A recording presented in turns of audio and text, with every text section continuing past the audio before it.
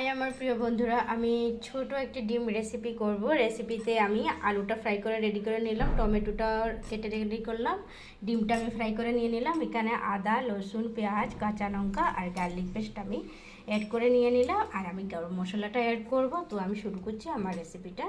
গরম হয়ে গেছে, একটু জিরা সরষে দিয়ে দিলাম। এখন আমি আমার পেস্টগুলো অ্যাড করে দিচ্ছি। পেস্টটা আমি অ্যাড করে দিয়েছি। এখানে আমি জিরে পাউডার, হলদি পাউডার, ধনিয়া পাউডার, কাশ্মীরি মির্চি পাউডার আমি এখানে অ্যাড করে দিলাম। এখন টমেটোটা অ্যাড করে দিচ্ছি।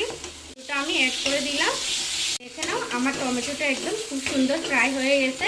এখন আমি জলটা অ্যাড করে দিচ্ছি। এখানেও আমি জলটা অ্যাড করে দিয়ে দিলাম। এখন জলটা ফুটে উঠলে আমি ডিমটা আর আলুটা আমি অ্যাড করে দেবো।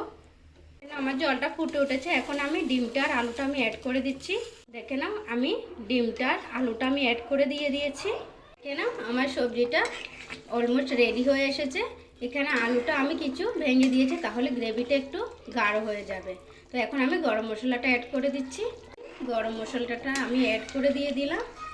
আমার সবজিটা হয়ে এসেছে। দেখে নাও আমার প্রিয় বন্ধুরা, আমার রেসিপির ফাইনাল লুকটা কেমন হয়েছে আপনারা আমাকে বলে দেবেন কমেন্টে। Tata, bye bye.